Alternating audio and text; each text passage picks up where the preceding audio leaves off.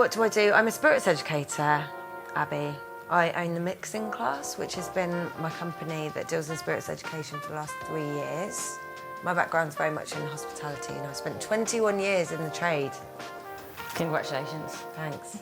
17th birthday. Yeah. That's when I joined. I had like an impassioned moment where I knew that it was time to find my feet. Maybe, you know, those moments where you realise that you've got to change something and now is the time. And I feel like the hospitality industry has a couple of pinch points when it comes to perhaps, let's say, socially conscious hiring practices, things like retaining people, building them, and essentially that idea that, you know, when you hire someone, how are you going to develop them? And I think that's something that I very much want to be a part of. Education as a way of keeping people in the trade and developing them and sending them further.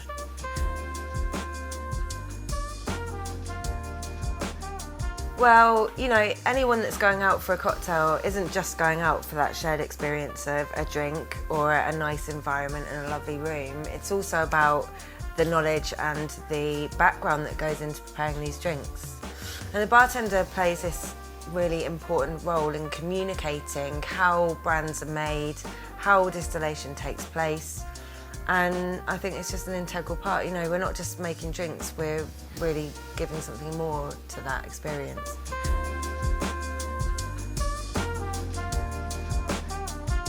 So way back at the very beginning, I think I had been making plans to have a classroom and to make a place for the mixing class. And it became apparent that that wasn't going to be possible anymore. You know, there was like this, it felt like that sort of creeping sensation of, I don't know, like a solar eclipse just bearing down on you. And we quickly moved towards online. And since lockdown, I must have taught close to 200 students and bottled thousands of miniature bottles, honestly. And yeah, I think there's a really important well-being aspect to what we're doing, because while people are stuck at home feeling a little bit emotionally on the decline, you know, like coming to a space where you're learning and you're developing yourself and you're with people who also have a shared interest with you is quite special. And I feel like this learning experience has been a real benefit, not just for the students, but for me as well. You know, I've enjoyed that time away from the news and that time away from the oppression of what's going on. I find it's amazing, but you're in quite a different situation to other people within the drinks industry, which is that you're actually recruiting people, so you're hiring people. And I would actually love to talk about Max and Rose. They are amazing, the pair of them, and I think I've really stumbled upon something incredible. Like, the dynamic works, and I'm very excited about the future, but I hate to say it, they had both been essentially made redundant out of the situation. And I could never have probably hired someone like Max, who's been in charge of the wet operation, the biggest wet operation in Europe. And he's an incredible human being. And Rose as well, she's already an accomplished spirits educator. And I think the three of us complement each other. So I'm excited about what's going forward. I'm really pleased that the mixing class has got this space to hire people even as times are tough. But if as an industry we lose sight of spirits education, then what do we have left? You know, we're just putting out bevs. That's not, I think, what any of us believe what we do is about. I think we pride ourselves on giving an experience, and if we don't know what experience we're actually trying to provide, then that's, you know, everything's lost in translation. Yeah, so just to set the context of this, from the moment that I founded the mixing class, it was all about trying to find a way of, yes, delivering spirits education, but it's not just a business, it must always have this feeding back into community. And Max has, you know, both of us truly love Scotland very much, and the moment that Scotland went back into lockdown, saw that it would be a really wonderful thing to do something special. So Max immediately went on this campaign to try and bring everyone together and bring, you know, businesses into this position where they could give something back. We've managed to get 90 WSET level 3 courses, which by the way are worth like £400 a piece. You know, this is no like small paltry thing. I don't think brands normally would bestow that on a person, but we pitched in financially, brands have pitched in financially. We've managed to do something really special up there, and I'm really, really proud of what he's done. And we're sort of part way through delivering it, but the community's been so engaged up there, it's been awesome.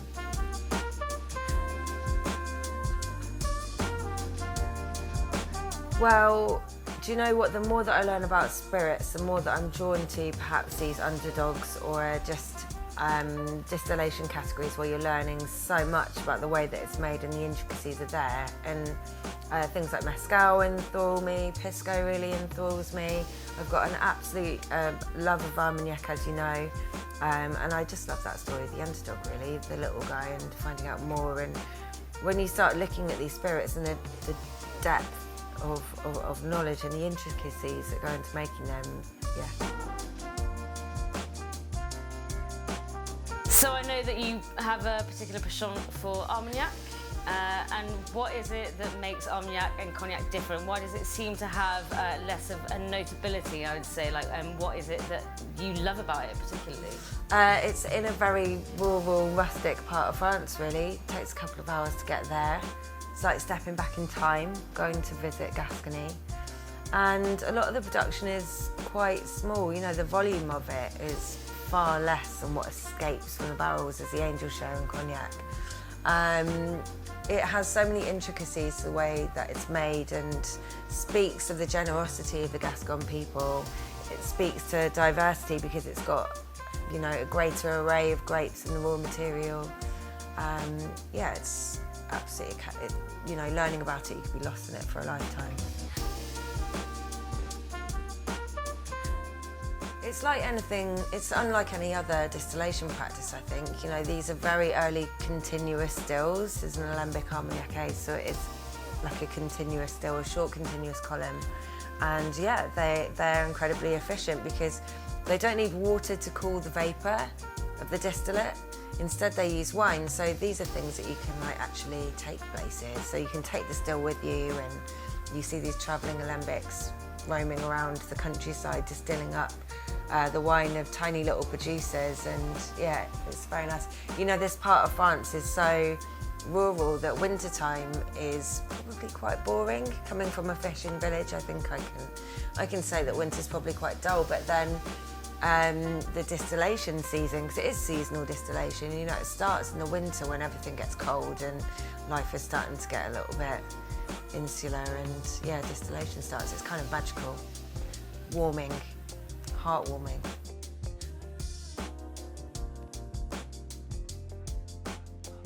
I had this amazing opportunity to go out there and visit Armagnac, and I've done so a couple of times, visited a lot of distilleries, and I got to be a judge in the concours, the contest, which is every year all of the producers get together and they taste all of the wares that have been distilled that year, or all of the bottlings, you know.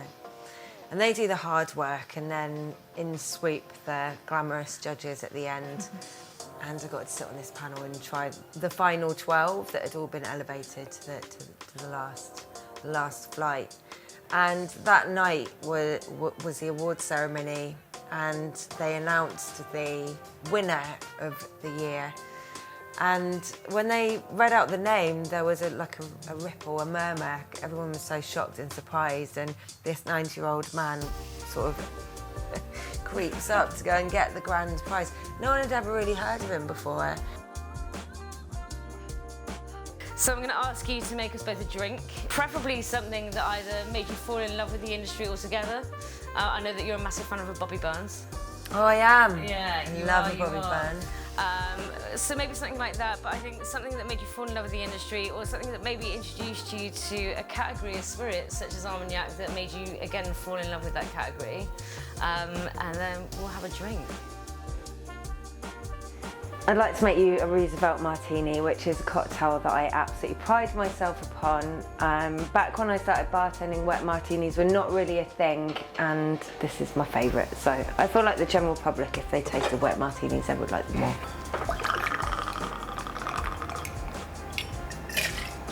50 mils of Gin Mare.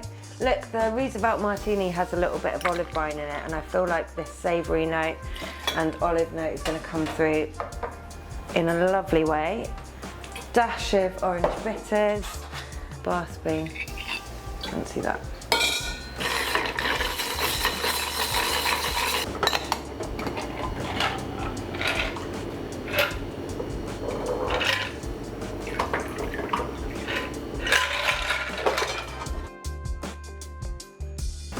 On behalf of Speakeasy with Vantguard, cheers. I just think baby shark, baby shark. Anyway, what makes a brandy different to a gin, of course, is your kind of like forefront person in the industry. Here we go. Oh, wanker. We can just do that question again. You can start that question. Yeah. Are you done? No. She's nowhere near done as well. This is like the beginning. It's fine. No, it's not. she's only just. It was you. She's only just begun. Oh, we're so far behind. What makes a brandy different to a gin?